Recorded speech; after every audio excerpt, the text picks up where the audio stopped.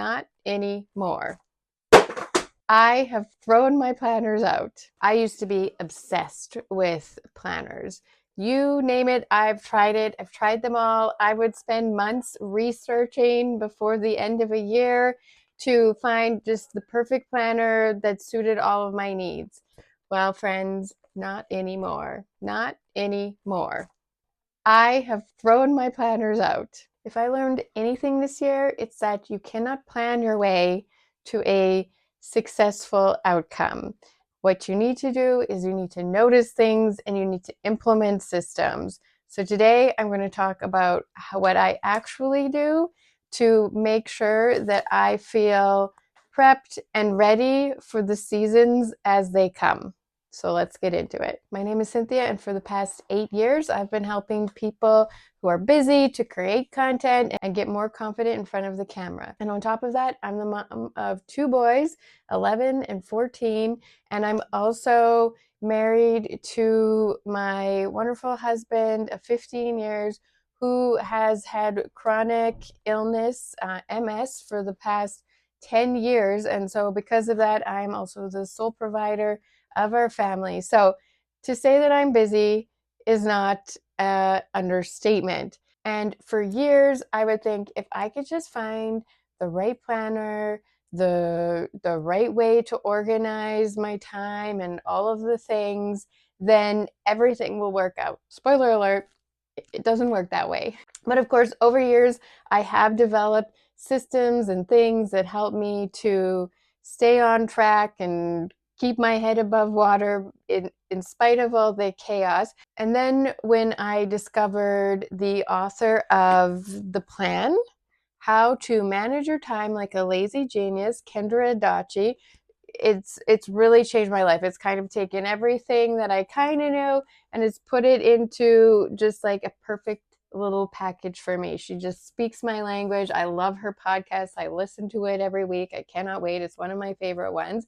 And it has really helped me to look at things differently, slow down, notice my life, enjoy the seasons that I am in at that time, and still, do the things that I need to get done, but focusing on living life in spite of the chaos. So come along with me today while I talk about how I implement a few of the things based on her principle and teaching, and also a few things that have just helped kind of like keep my sanity and have helped me moving forward to create content and be visible in spite of all the other things that are going on behind the camera. You cannot plan for the unexpected, right? There's only so many things that we can control in our life. So you might have an idea of what you're going to accomplish one day, but then you wake up and you have a sick kid. So you can't plan for everything, right? Like the thing you thought you were going to do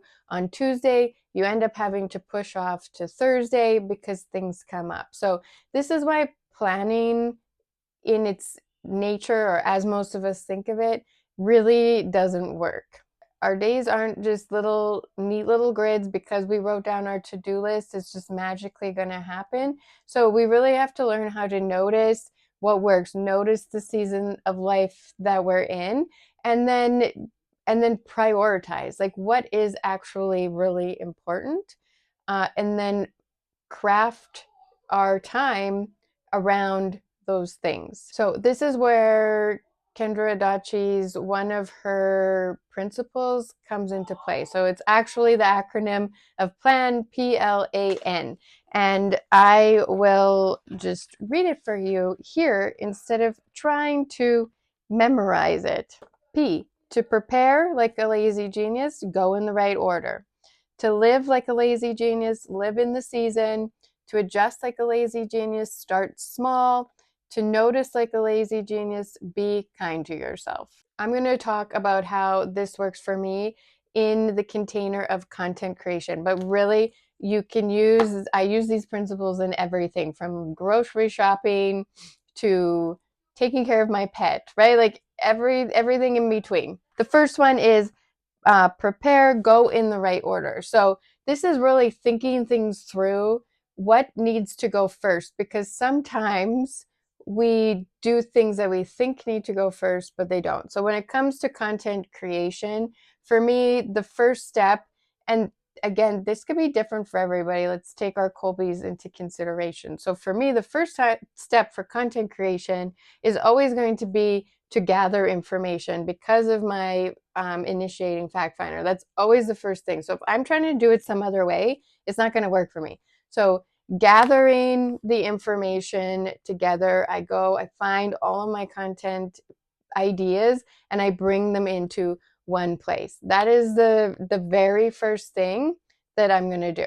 And then I will get into my calendar that's changing my life. I'll get into that in a further on in the video, but that's the first step, and then I will take it and organize it from there. The next thing is, and this is probably my very favorite principle that I think about all the time, is to live in the season that you're in, because every season is so different.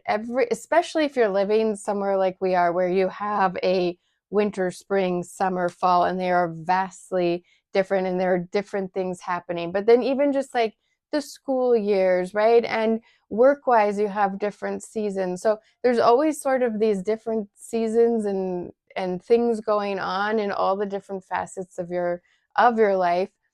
So splitting them up into those seasons and then paying attention to, like, okay, this is a season, for example, when school starts off, summer holidays end and school starts up again. That's a very particular season where there's very specific things that I'm being called to do and changes in routine, and it can be a lot to take off and on, and financially there's things you have to think about and all of that. And so understanding what your season is and what it requires of you is going to change or affect how you do everything else in your life, right? So that's going to include creating content. That's going to look different given whatever season of life I'm in. And then adjust. There will be times when you need to pivot. And so she talks about starting small. Things might work for one season, and then the season changes or something else out of your control comes up, and we're going to need to pivot. That's just going to be part of it. So for some of us, like me, I do need to plan in my brain that eventually I'll need to pivot and kind of have that ready to go. But knowing that it's okay to pivot and that this requires small steps, you don't have to blow up everything. It could just be, okay, for this time, this one little thing isn't working for me, and I'm just going to adjust this thing slightly. Like, how can you adjust one thing and try it? And then if it doesn't work, try something else, right? We're not sticking to it. It's not set in stone. These are our own things that we're doing for what's important to us. And then finally, notice. So being kind. So that kind of blended in with what I was just saying, really paying attention to, is this actually working for me? Is this actually serving me? Do I actually even need to be doing this? Or can I just make a little tweak and make sure that I'm like living my life at the end of the day, and I'm not just doing tasks for the sake of doing tasks. In this same chapter, she talks a lot about how life is painting a picture. It's not a puzzle. So we're not taking, it doesn't have to all fit in there perfectly, right? It's more like a painting where we're layering and we can change things as we go along and as we decide how we want the picture to look. It's our life. So don't get too stuck on trying to fit all these puzzle pieces in, or you're just going to get frustrated, but rather learn to live the life you want to live. And then I think, just on that note of noticing for yourself, I think a lot of us are so much harder on ourselves. We have these goals, especially content creators, because we're often doing that on top of something else. And so it can be really hard to not be hard on yourself and beat yourself up if you miss doing a video. I do it myself, right? Like, I'm this week even feeling behind on where I wanted to be for the videos. I don't love the expression, have grace or whatever on yourself, but there is something to not beating yourself up when you don't meet your expectation, because nobody knew that I wanted to have the video yesterday. Getting it out is still a win. So take those wins. Notice when you're being unkind to yourself, and change that dialogue. Okay, and then very quickly, work on implementing systems, not schedules. So I think this is another thing that people set themselves up for failures. They'll block a big piece of time, or they'll have some very like structured schedule that they want to follow. And then as soon as something doesn't work, or you sleep in, or the kid is sick, right, then it throws you off, and then it just throws everything off. Whereas if you have a system, so for example, my morning system is always to get up, have a little time with myself, move my body, get ready for work, walk the dog. But if things come up, then that's going to pivot, and so that might look a little different day by day. So maybe I only end up having 20 minutes to myself instead of 45, right? Or maybe the workout, my body is sore from shoveling the day before. And so instead of working out, I have a bath, right? So it can look a little bit different. It's let's pivot, but that's the beauty of a system, is what the idea of what you want to accomplish, and then you're more able to pivot when things don't go according to the plan. Now I want to talk about my calendar that is helping me to stay on track content-wise. And so if this is something that helps you, especially moving into the new year, if your goal is to create more content and be more consistent, then this could be something that you find really helpful. And again, this is based on Kendra Adachi's, her Lighten the Load framework has 4 main steps. Make it visible, make it matter, make it smaller, and make it happen. Let's get into it with my calendar. Making it visible is really why I love this calendar. So like I said before, I've brought all my content ideas into one place, getting them out of my head. From there, I took all of those ideas and I have laid out which content I'm ready to create. Take the ones that I'm ready to do for the week, and I will write them down for the day that I kind of think I'm going to be posting them. And so I don't like to go too far out, 1 week, maybe 2 at a time. Then as ideas come up, or maybe I have a couple of ideas that I've written down that aren't fully formed yet, I'm not really sure what I'm doing, this is when I'm going to pull out one of my little sticky notes, and I'm going to write down that idea there. And then it's ready for when I get to the next week. I can look at this. Is this something I want to build into a piece? And then go from there. So for example, my pet peeve B-roll idea, I did that one. So now this sticky note, it can go. Okay, the second principle is make it matter. So not every idea is created equal, right? So there are some B-roll that I can film quickly. There are some ideas that are going to be full YouTube videos. They need a little bit more planning and strategy. So then when I'm able to kind of assign these things a container, so whether it's a sticky note or it goes on the calendar as an idea, it's helping me see what it actually requires of me. So I'm able to see, like, this is where it's going. This is the purpose of it. Number 3, make it smaller. My favorite one. This is turning your projects, turning your chaos into actual decisions and actions. We cannot sustain from a place of chaos. I find it easier to break it down. So when I'm able to break it down into, here are the individual pieces that I need to make, this helps me see, okay, from here, looking at my week, I need 2 B-roll videos, right? Or I need to do a tutorial here. Maybe I need to batch create a couple of talking head videos. So when am I going to do that to have it ready for posting? So when I lay it out, I'm able to then make it smaller and see where I need to go next. And then finally, make it happen. So everything is in one place. This calendar has its place. It's on my desk. It's right where I work. I will sometimes pick it up and look at it in the morning while I'm drinking my coffee. it makes me feel really calm because I know that my ideas are here tangibly visible in front of me, and I know what's going to go next.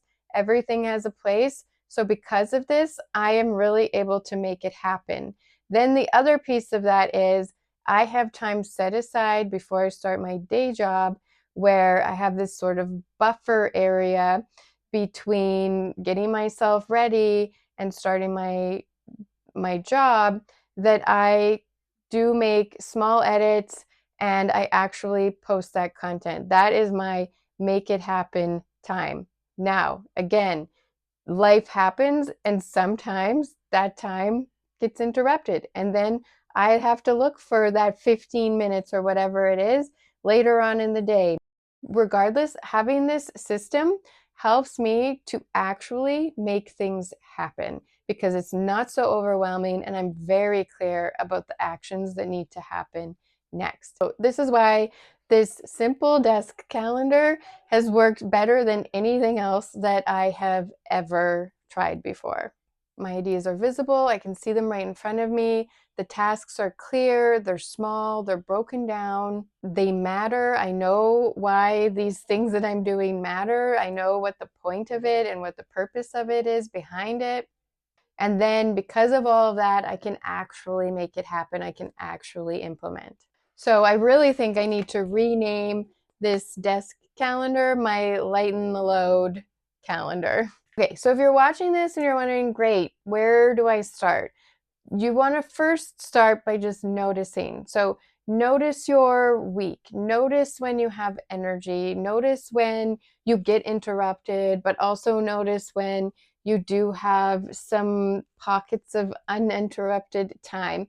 How can you then create a system or a structure that's going to help you actually implement? And then how can you break things down? So this is really important. You might not be like we talked about earlier, you might not be an initiating fact finder or follow through like me who naturally needs to gather information first and put everything into a calendar and into a schedule. So this might not actually be like the best thing for you. Try it. If it sounds good, definitely. But feel free to make it your own, right? You might need to just start by brainstorming and spitballing. Maybe you have you're recording things and then you use AI to help you from there, right? So work with what actually feels good for you, because if you are in alignment with how you're naturally doing things, it's going to flow and you're going to have more energy doing it that way. But this is for everybody. Having some sort of deadline is going to be helpful no matter who you are. And then breaking things into smaller tasks. If you have some big overwhelming thing, you're never going to implement it. So figuring out what gives you energy, noticing where you have the time to put in these systems and these structures, and then how can you break it down so that it's actually a doable thing that you can keep consistent. That's going to be key to you implementing or not. So my question for you today is, what are you going to do to set yourself up for success in 2026 and to start implementing this consistency, this purposeful, intentional consistency? Let me know in the comments, what's the first small step you're going to do? Maybe it's getting a desk calendar, maybe it's something else, but let me know, and subscribe to hear more, and we'll catch you in the next video.